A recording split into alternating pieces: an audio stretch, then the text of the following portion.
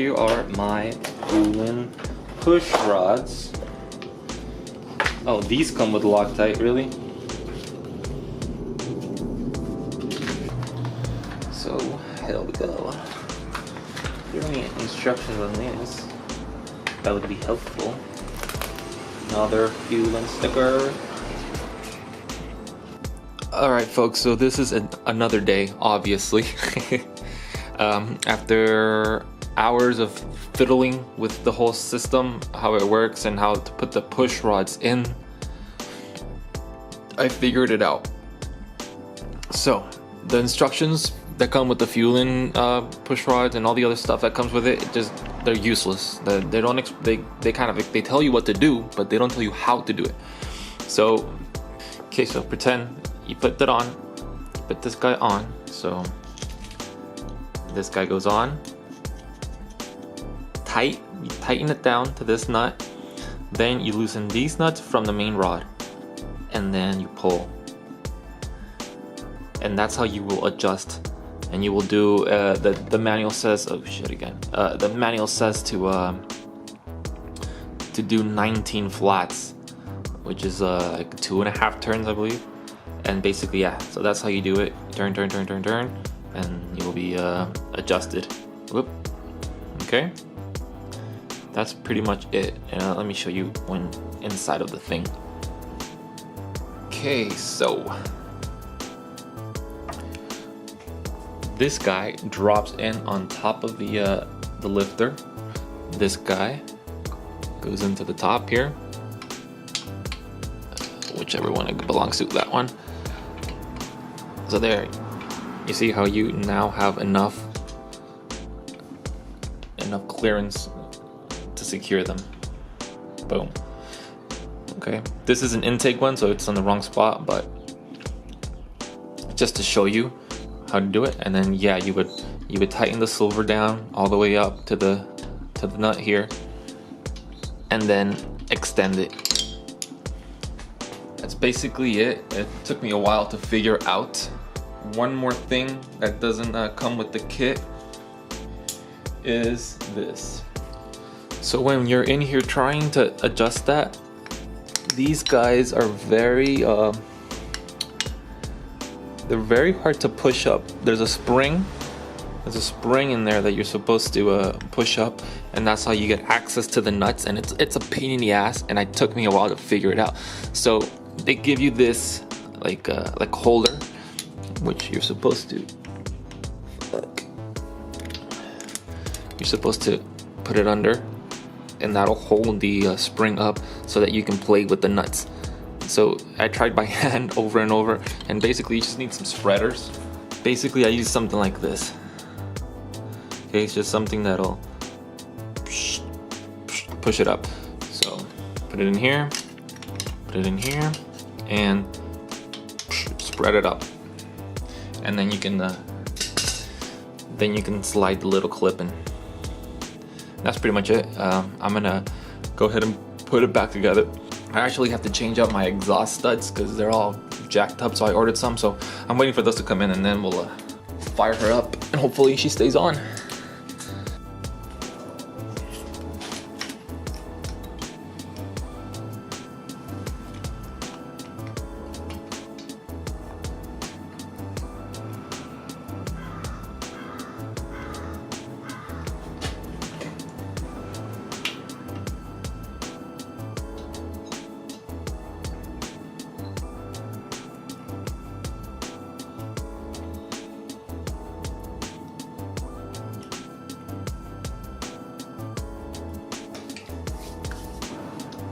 Okay, let's try that one more time.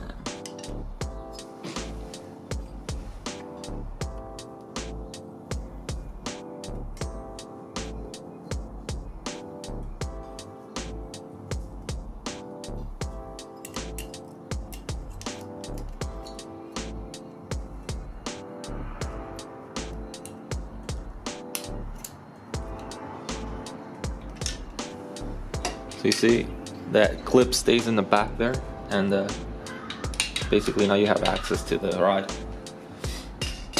Okay, So now we're going to tighten the silver part all the way to the top there. We're going to hold it from the very top, hold it from the rod.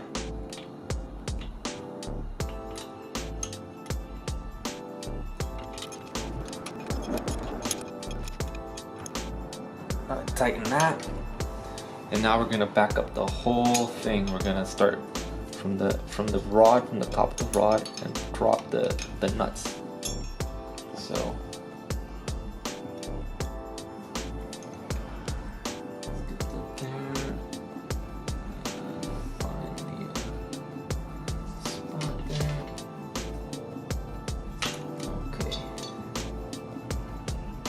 so this is the part where you do by hand. So when you're bringing it down, so from here on down, you see it's still loose in there. It can be jiggled around. So we're gonna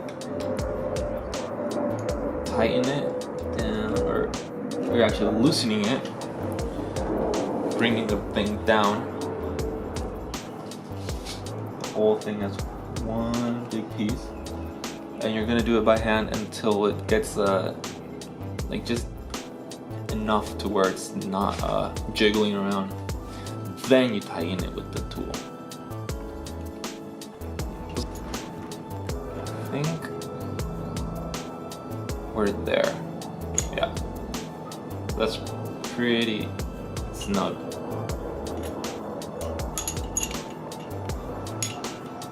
So yeah, pretty snug. From this point on, you use the tool, and that's when you're gonna do the 19 flats. You just gotta watch yourself, and make sure you don't go over or below, you know. And we're gonna use the top nut to tighten it down. So here we go.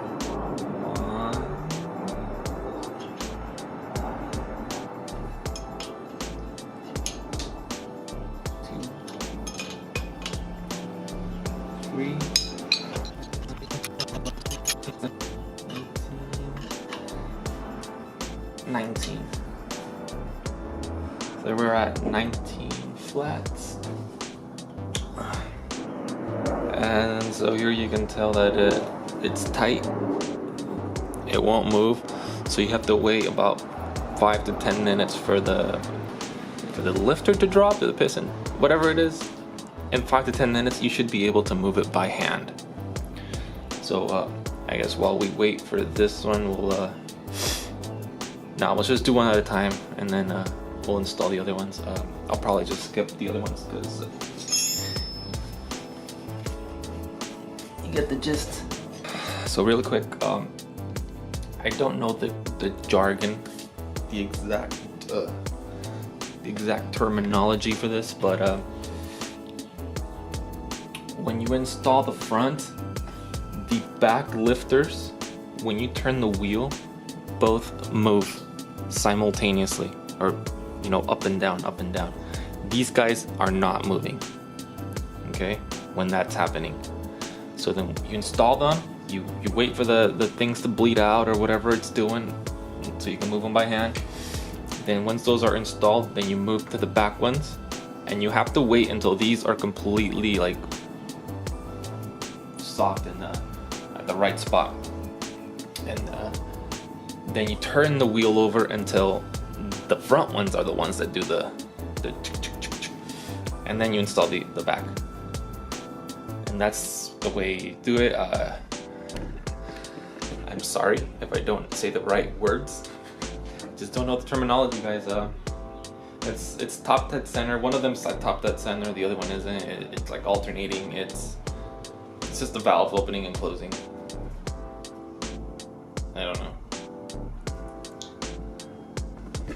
Alright guys, so I just wanted to show you. I've waited like a good 10 minutes, and this guy can now be spun by hand. Okay, so that's basically what you want, and that's basically where it should be.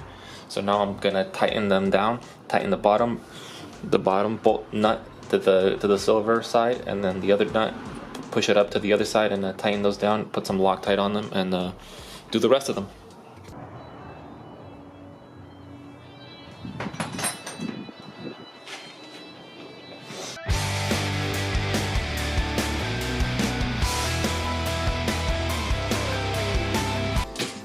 I don't know what the torque spec on those are, but I'm guessing fucking tight.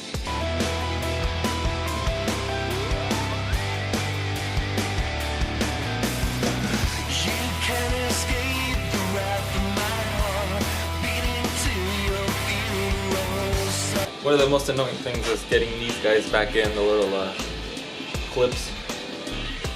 You have to use a screwdriver and pry them in.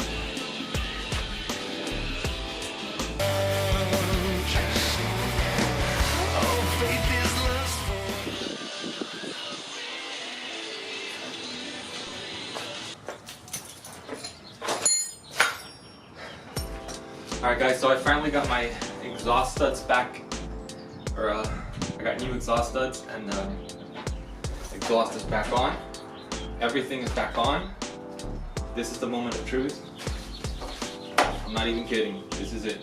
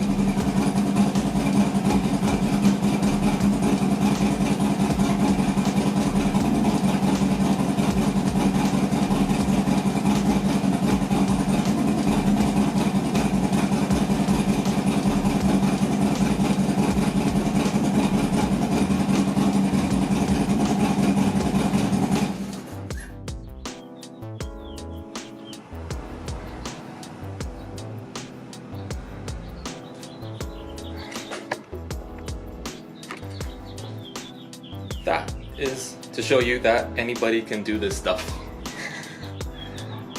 Just do the research, get the right tools, you can do it. Don't pay somebody thousands of dollars. I mean, obviously this isn't for everybody, but if you want to learn and know how your bike works, put the work in. Thanks for watching.